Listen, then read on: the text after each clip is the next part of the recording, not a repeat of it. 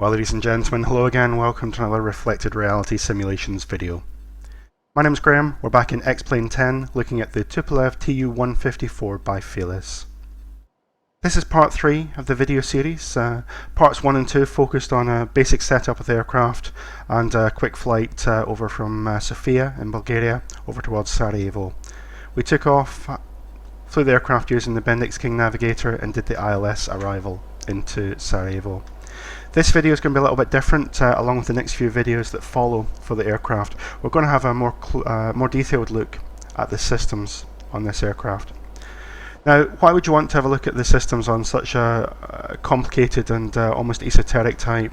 Why not just stick to the more simple systems that you may be more familiar with on the Boeings and Airbuses?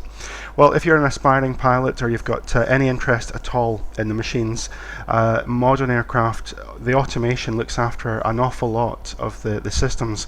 This aircraft has got the same systems at its core. It's got the same kind of electrical systems, it's got the same kind of bleed systems, it's got the same kind of hydraulic systems. The difference is, on this aircraft, you have the systems panel that the flight engineer would operate. As a simmer, it gives you an opportunity to look at the systems in a little bit more detail.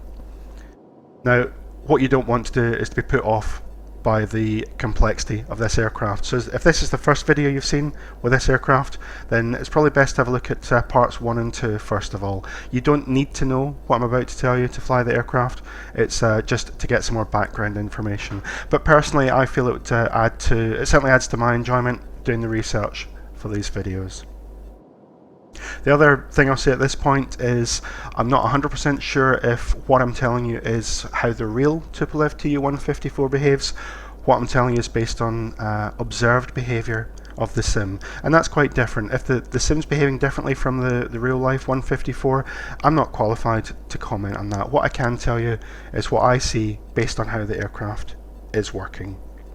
So the panel we're interested in today is this side here, the AC systems, the DC systems and the APU.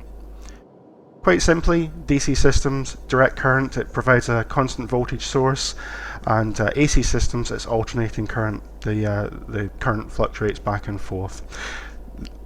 DC systems is what you get from a battery, AC systems is what you get from the wall sockets in your house. So we'll look at the DC systems first of all, because we'll look through the systems in the order we would use them as we got the aircraft ready to go. There's a ground power unit attached to the outside of the aircraft, but we're not using that at this point. So the aircraft's got 4 batteries. Here they're down here, battery 1, battery 3, battery 2 and battery 4. The batteries are arranged into 2 separate systems, the left system and the right system. So if we put the batteries on, you'll notice as I bring battery number 1 on, we get some of the instrument lights coming up. Battery number 3 on, it's on the left side, it doesn't add anything extra. And battery number 2, we get some more lights on. Battery number 4, it doesn't add anything extra. That's because the batteries here, battery 1 and 3, the odd number batteries, they work together on the left system, and 2 and 4 work together on the right system. I can have 1 battery on either side, both batteries on either side. And that's because the batteries provide a constant source of electricity. It's very easy to connect batteries together. You've seen it with any battery powered device you have in your house. You can plug the batteries in either in parallel or in series and you benefit from the voltage or the current improvements. It's also important to note that we can tie these batteries together. Although we've got a left system and a right system, I can click this cap open here, click that connector, and that's basically connecting the left system and the right system together. So if I take off all but one of the batteries, you'll see I still have all the lights on, and that's the same regardless now of whichever battery is selected. And that's because the systems are tied together. That'll be important in a minute or so. Connected to the DC system, we've also got some rectifiers and some inverters.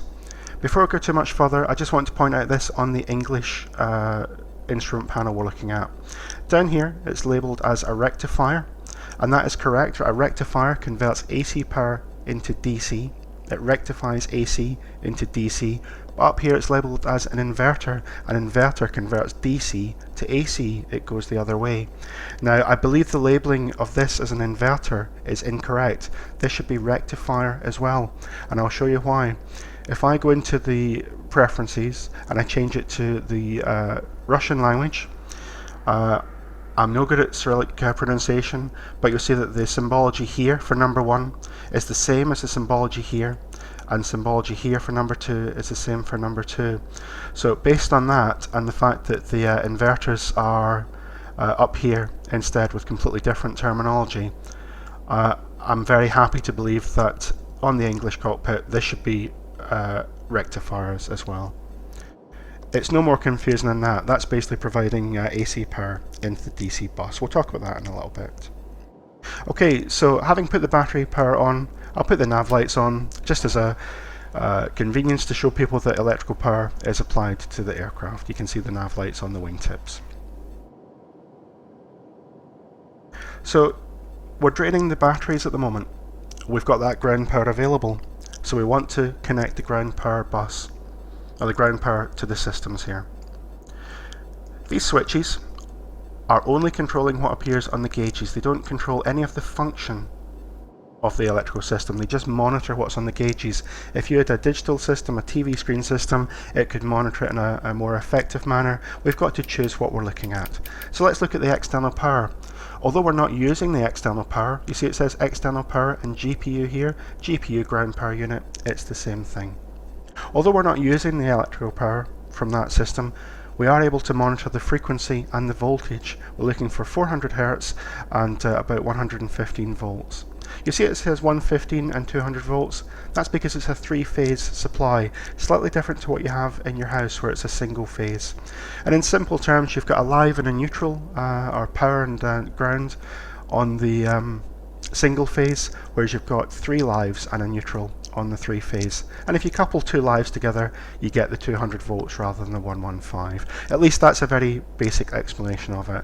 I'm not an electrician, so if some of the facts are slightly wrong, I do apologise for that. But that's how I imagine it in my how I imagine the concept. Okay, so we know that that supply is good. What I can do here is click the external power on.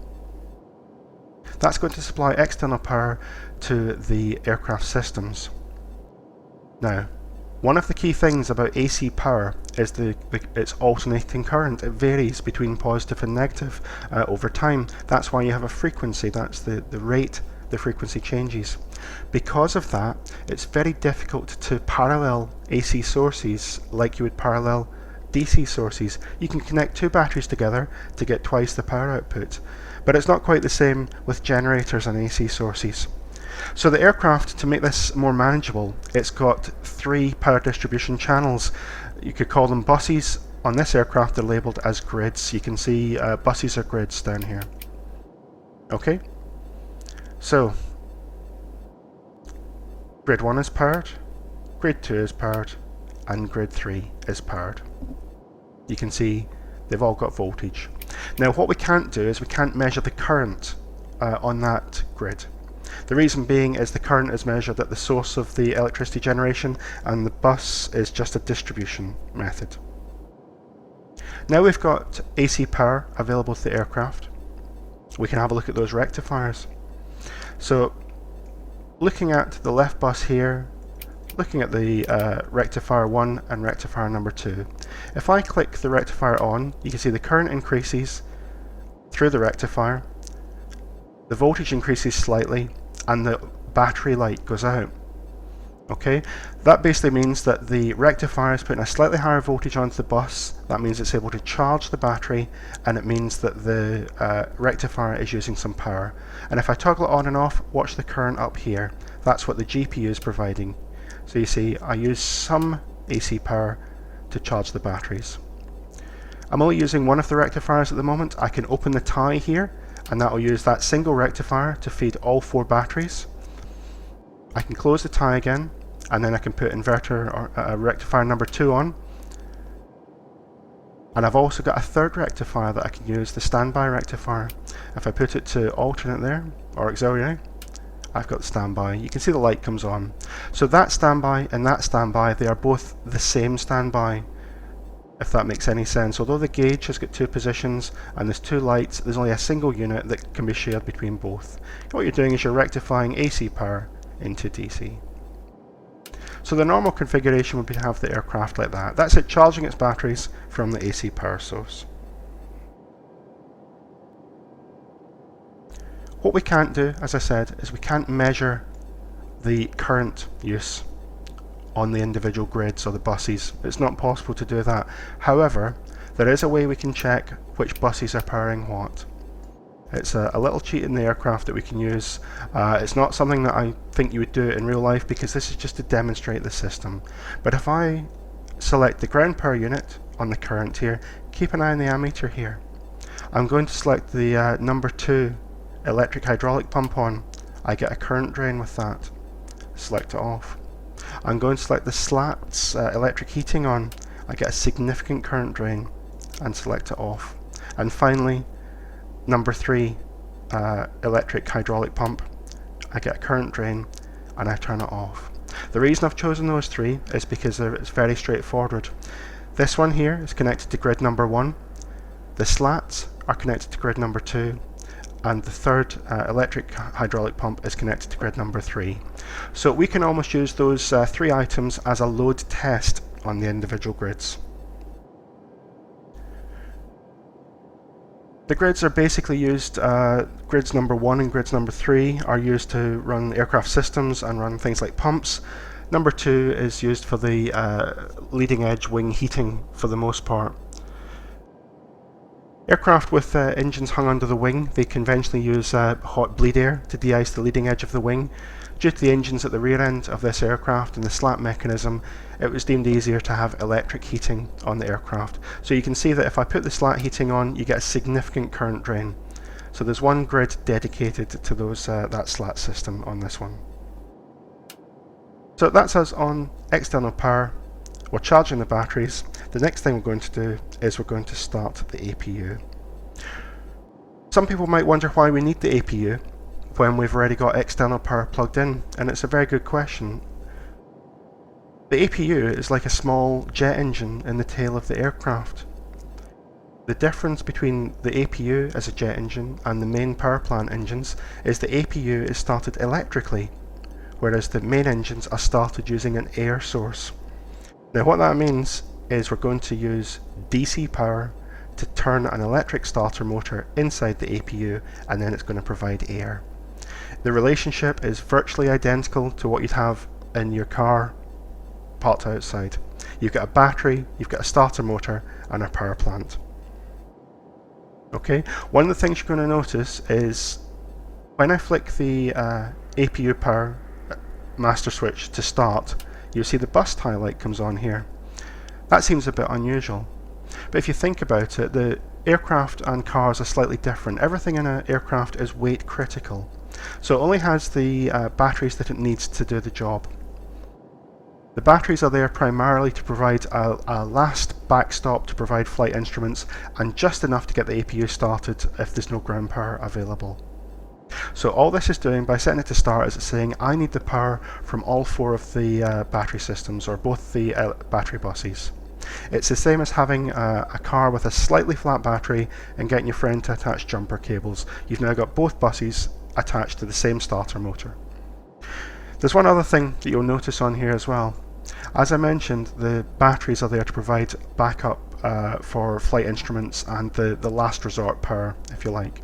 We've got AC power available, and we've got rectifiers providing DC power from that AC source.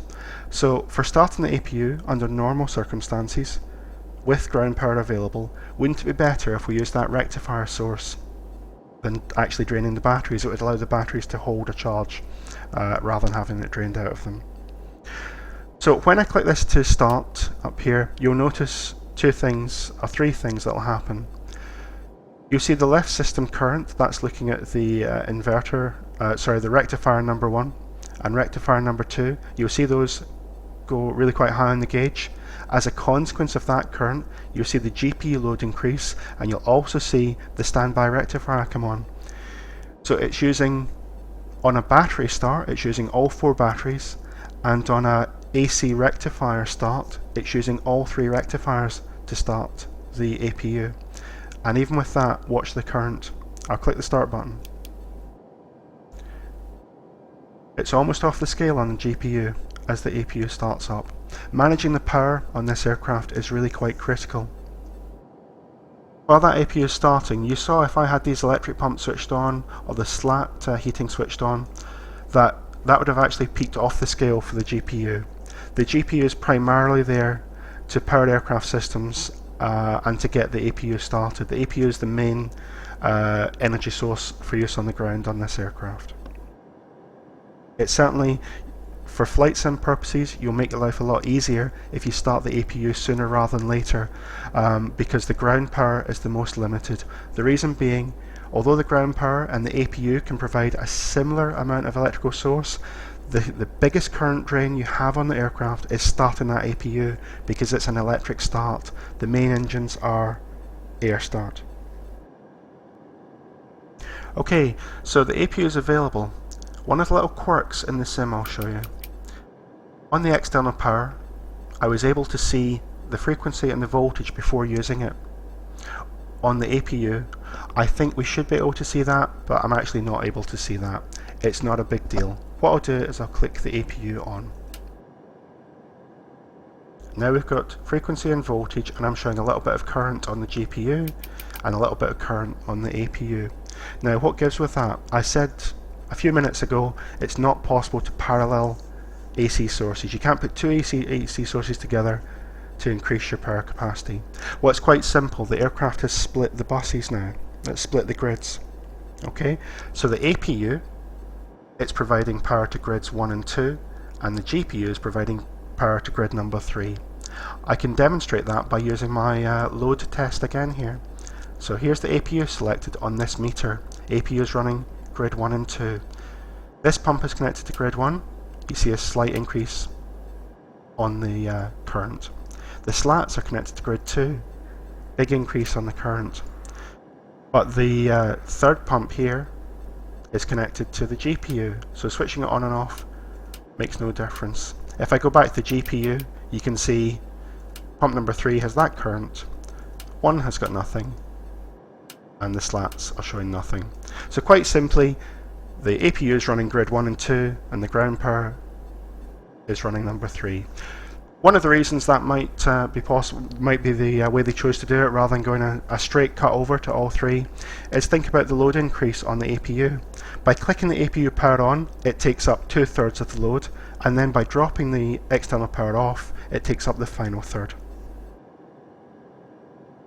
Let's disconnect the ground power unit now. It's still running in the background, but it's not providing anything for the aircraft. We've got the main system, main AC system operating. Now there's 2 other AC systems on the aircraft that we're interested in.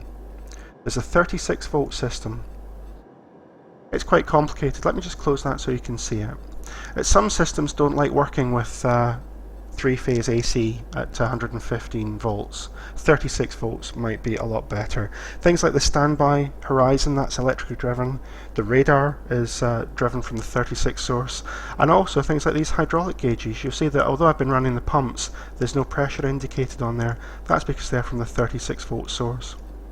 This is where I think the sims may be a little bit unusual. I've got 36 volt power applied at the moment.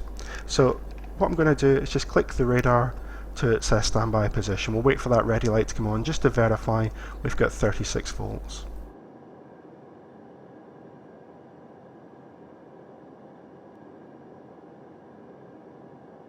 I did mention that the standby horizon was powered by 36 volts as well. That's a little bit of a special case.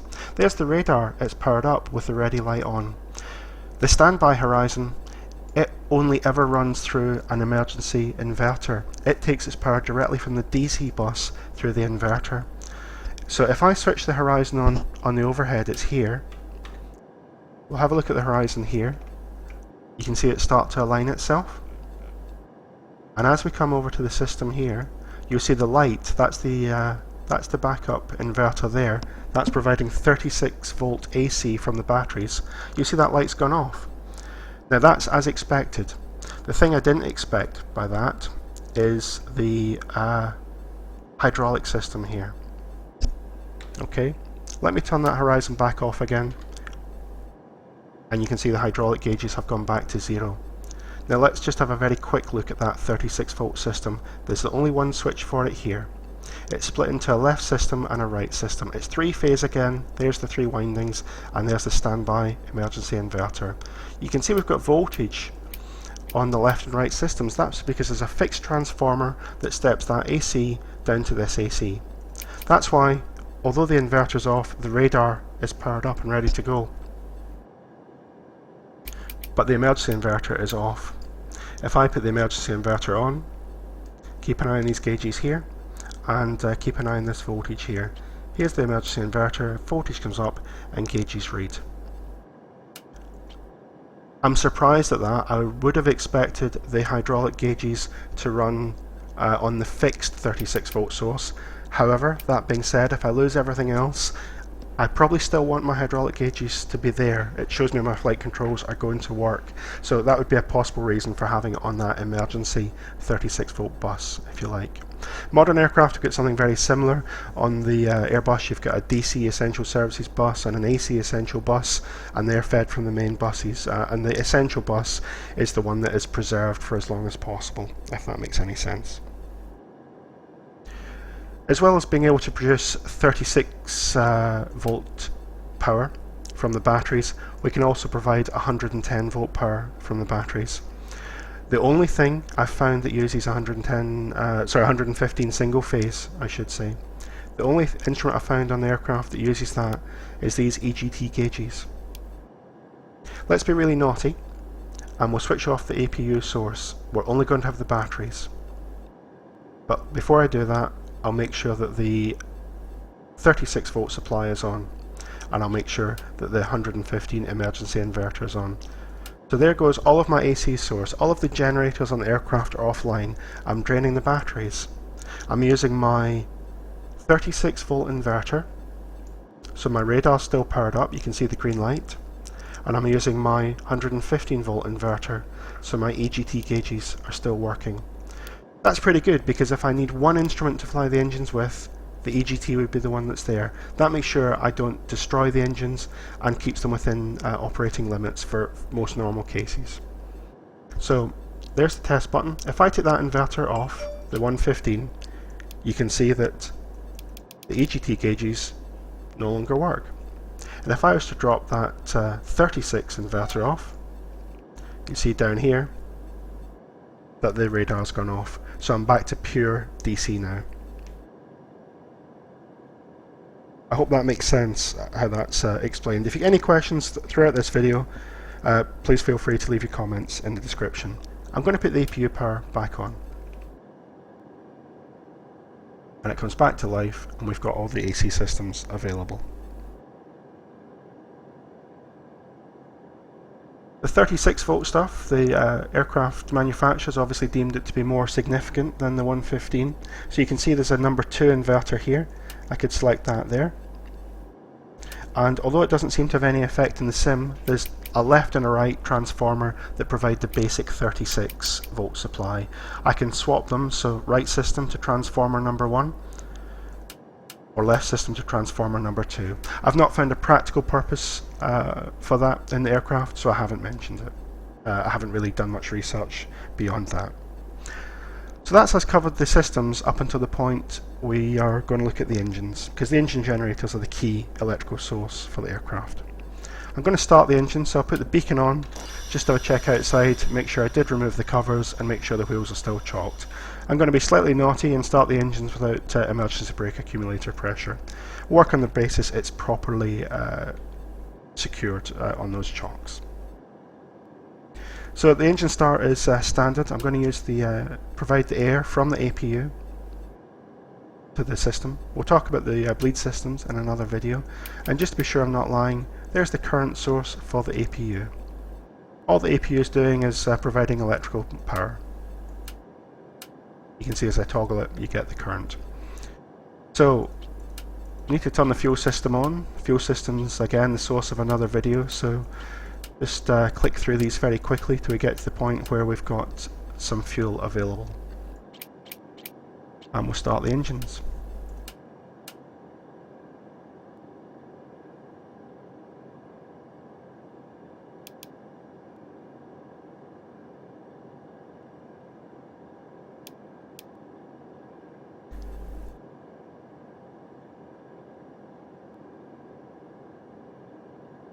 What I'm going to do while that engine's winding up, I'll put that auxiliary horizon on there, just because that light there is unnecessarily confusing at this point. I don't want that to be a factor. You'll see with the APU running, at any point the APU is running, the battery DC buses are tied together. There's fuel going in for engine number 1.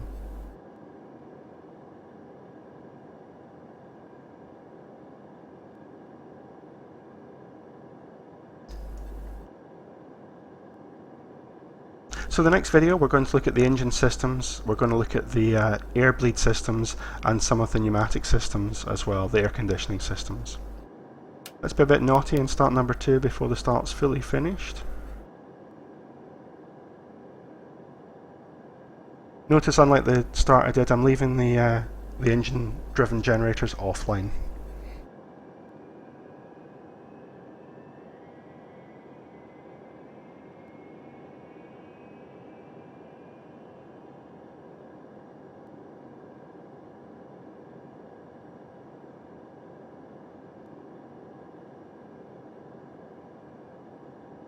As soon as the light goes out for number 2, we'll start number 3.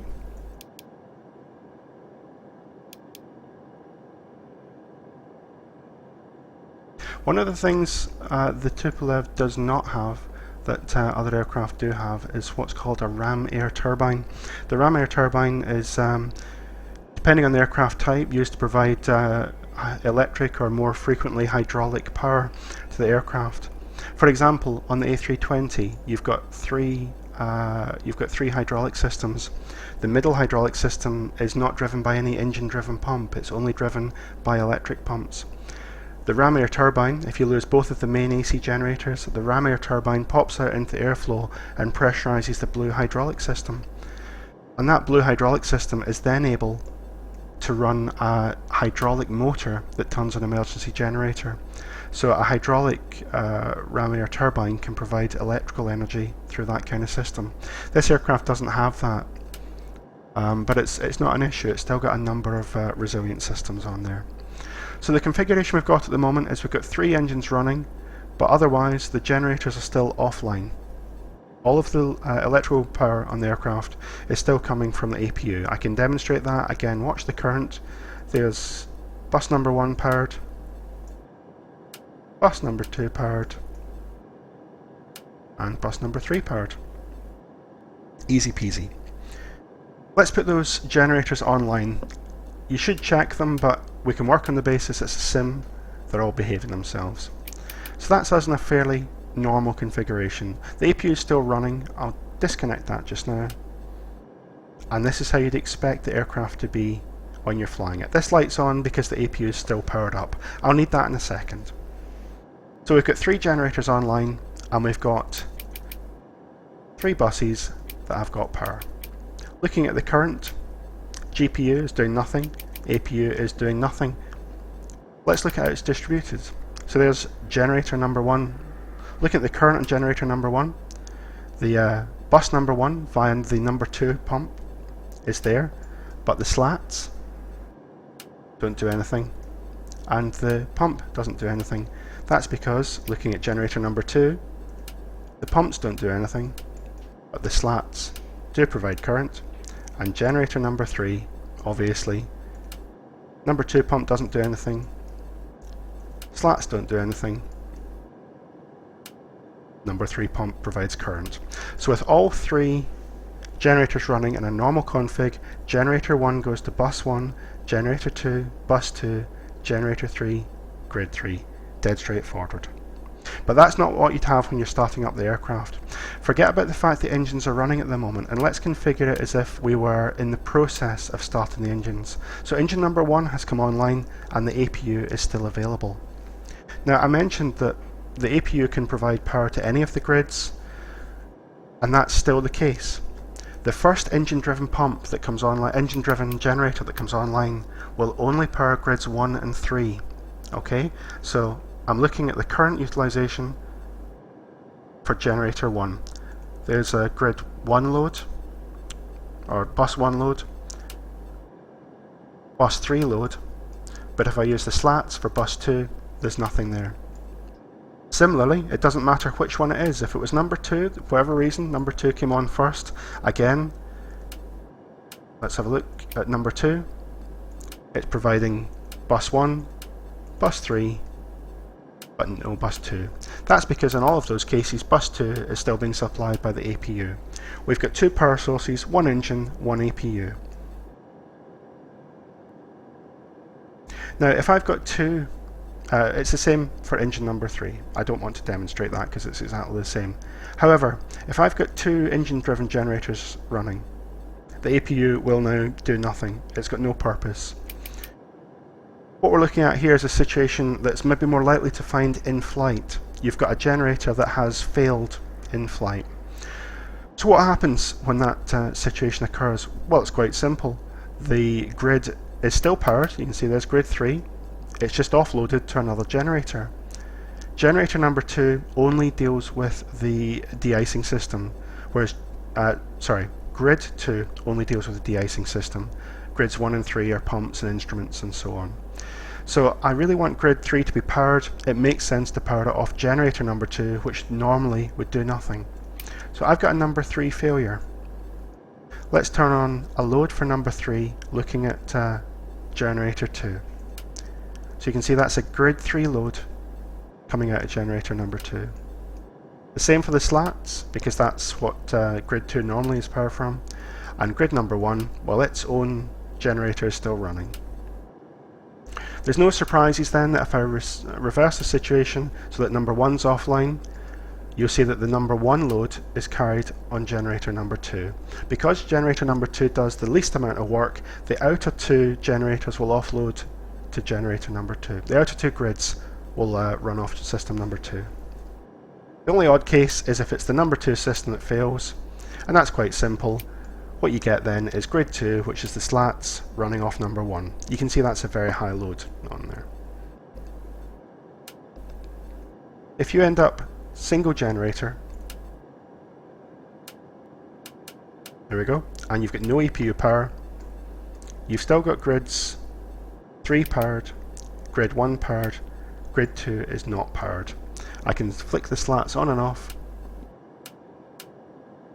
and nothing happens. So if you've only got a single electrical source on the aircraft, you should not be flying in icing conditions. The APU on the sim, it can run the slats. In practice, I don't know whether there would be enough heat provided. I don't know whether it could provide enough current to operate the slats in practice. So I put all the generators back on. APU and the GPU are selected to the off position. Disconnect the APU from the source, from the air source, and we'll shut it down. And that's the aircraft electrical system configured to fly. It makes sense on here. Make sure you're looking at the inverter number 1, inverter number 2. Although those are rectifiers, as I mentioned before, that's showing you that basically the DC systems are being powered effectively from the AC supplies. And have a look at the buses on there. If it's above the 27 volt mark, you know it's being powered. You can make sure that you get something indicating on the hydraulic systems. You can look over here and make sure that your gyro horizon is, that your standby horizon is behaving itself. And that's basically the electrical systems on the Tu154 as it's implemented by Felis. If you've got more details on the 154 and you see anything that's slightly incorrect in the video, I'm always happy to hear comments. With all of my videos, in the description for this aircraft you'll see a section, errors and omissions. It's not an aircraft I've got first-hand experience of, so any feedback you have on the video or on the aircraft, I'm very happy to have a look at that. Thanks very much for listening, and I'll speak to you again shortly to have a look at the engine system and the bleed system. Thanks very much.